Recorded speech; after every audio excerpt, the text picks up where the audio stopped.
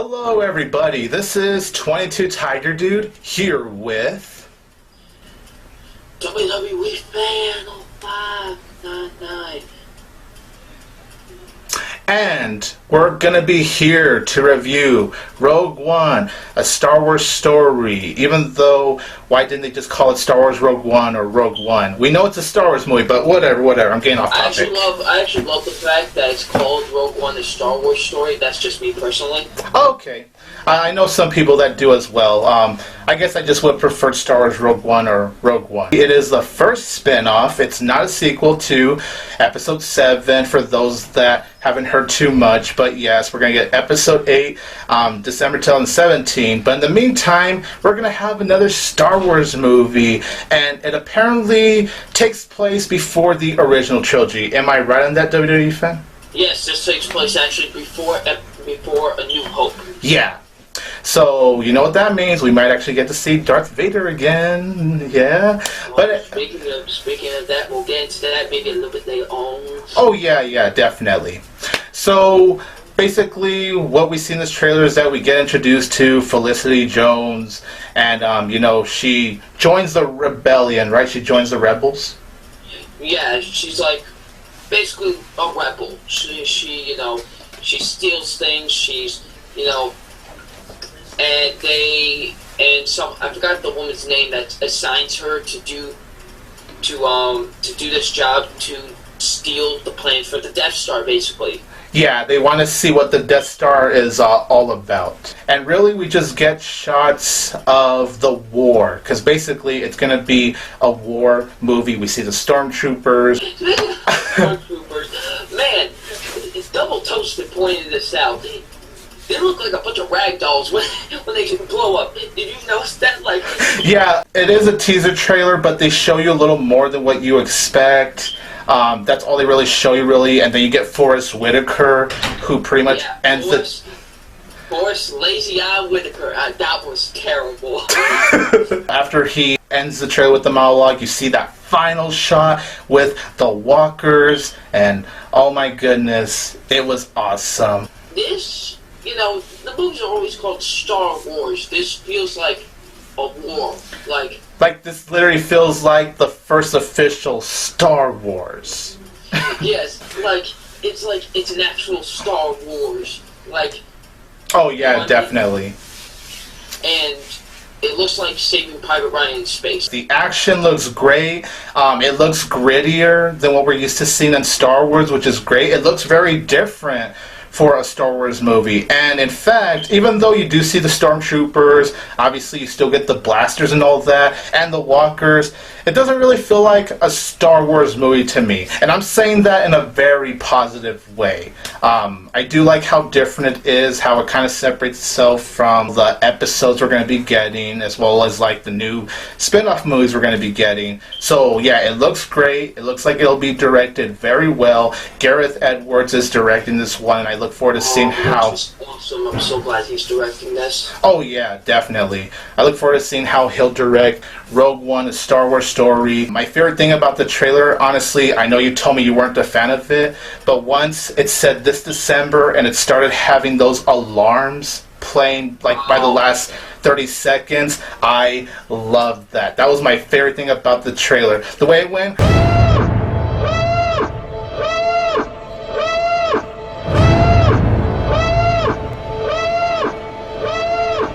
that was just awesome. I also loved how it ended with Rogue One, and then you see a Star Wars story coming up, and how we even got to hear the Star Wars theme, but it sounds a little bit different this time around. So honestly, you guys, I really love this trailer overall. It looks great. What about you, WWE fan?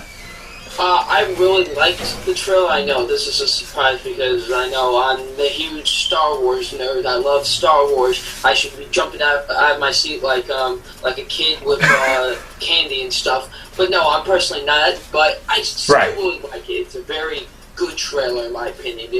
Just a nice little teaser to get us excited for the movie. I really like that. Oh yeah. I know everybody's favorite thing about the trailer is the music, but me, I think it's the worst thing about the trailer. The alarms, right? The alarms, oh my god. My ears were personally hurting afterwards. I didn't like the whole. I have to deal with an alarm every morning. Oh, that's probably why, because you're just not a fan of alarms. Why do I have to deal with it in a trailer? Come on now. Yeah, I personally didn't like the alarm thing. I was like, maybe that's what toned it down for me from not loving it as much. Right. But yeah, you had some cool shots, cool action, which I really liked. Also, like that final shot when you see Felicity Jones like just look, and she has like this like awesome suit on. Oh yeah. Which everybody's making a stupid comparison to Katniss Everdeen, which is like the stupidest comparison I've ever seen in my life. I think Felicity Jones is like way different from Katniss Everdeen.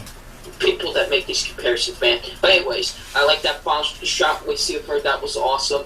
And yeah. Something we didn't bring up. Everybody's been talking about this. The clove person. Who's this clove dude? Like some people that speculate is the Darth Vader shot. Is that the one you're talking about? Yes. I don't think it's Darth Vader. I think it is your boy Mads Mikkelsen. That's what I think it is. On my first couple of viewings, I actually thought it was Darth Vader, but then when I kind of paused the trailer and rewinded it, I kind of took a very good look, and yeah, I don't think it's Darth Vader. It could be what you said, honestly, but I don't think that shot is really Darth Vader. I think they're going to kind of do, maybe for now, like what they did with Luke Skywalker with the Force Awakens, where I think they might possibly save Darth Vader either for the movie or maybe like in the future trailer.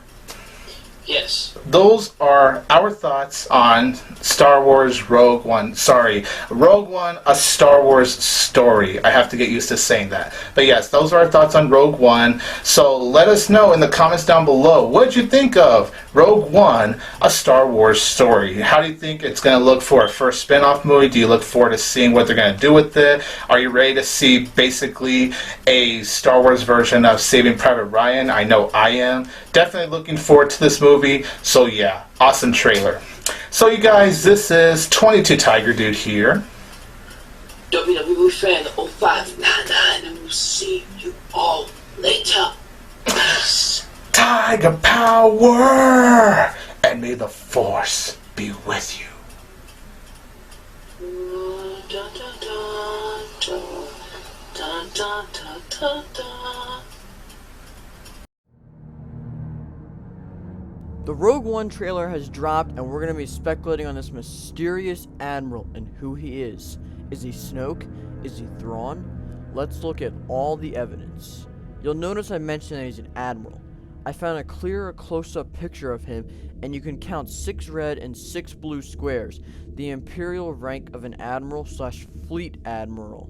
We have this picture of an unknown person who's approaching what I assume to either be a hollow communicator or a Bacta-tank. He's not big enough to be Vader, and Sidious bows to no one and has no higher-ups, which is why I think it's the Admiral, along with, you can see the cape, obviously. Perhaps it is Snoke in the service of the Emperor.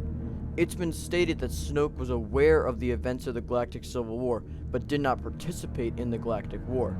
This could easily be nullified by the claim that instead of getting his hands dirty, he was an admiral and not battling in the Civil War. This could also not really count, as it's the prelude to the war. We do have a shot of him on the battlefield, but he's not wearing any armor and only has a mere blaster pistol to defend himself. Not what I want to be wearing and using when going into battle. And even though that cape is epic, I don't think it will protect him. A possible debunk is that some think Snoke is a Force user, but I don't have any real evidence he is, besides the Master part. But this Admiral could just as easily have the Force. Relating to the rebels, we all know the way this story ends. They succeed in their mission and get the plans. As a result, it's possible Sidious acknowledged the Admiral's skills, but gave him a punishment without really punishing him by sending him out into the unknown regions. It's already known that Sidious was searching for the, quote, source of the dark side in the unknown regions, and he could have sent the Admiral/Snoke on this mission. This would also explain where Snoke was during the events of the Battle of Hoth and Endor, and also relates to Snoke because they said he wasn't in the Galactic Civil War. This skilled admiral being sent to wild space and not participating in the Civil War also mirrors the Legends character Grand Admiral Thrawn, and I think they may be connecting them this way. Sent into the unknown regions, both admirals, Snoke and Thrawn, returned only to see the Empire in ruins and the rebel scum achieving victory. So, is Snoke the canon version of Thrawn? Possible, but we have no explanation for how he got as damaged as he did, but we could see these scars enacted in Rogue One. Additionally, the novel Aftermath saw an unidentified Imperial Fleet Admiral who acted like Grand Admiral Thrawn and was presumed dead just like Thrawn. Maybe this is the same Admiral. We also have rumors from MakingStarWars.net, who got many Rogue One details before the trailer was released, that said Thrawn will be in Rebels. This could be his introduction before being brought into Rogue One. If this is true, I lament not making him Chiss, but we'll see how they pull it off. Finally, Steven Stanton on Twitter, the voice actor of Tarkin, has stated that there's a hint to this mysterious admiral in the novel Tarkin. I rented this novel, so I don't own it, but if someone would have recently read it and thinks I know who the character is, I'd love for you to tell me in the comments. So, is this Admiral Snoke? Is Snoke the canon version of Thrawn? At this point, I see it likely that they merge as two characters. The searching in the Outer Rim for the source of the dark side is mirroring Thrawn's venture into the wild space, and I'll also explain where Snoke is during the events of the original trilogy. Maybe we'll even see how the Admiral gets the scars that we are so familiar with on the man who will eventually take up the mantle of Snoke, Supreme Leader of the First Order. But what matters is what you guys think. I want to hear your thoughts on this mysterious Admiral, so tell me down below. Thank you for watching.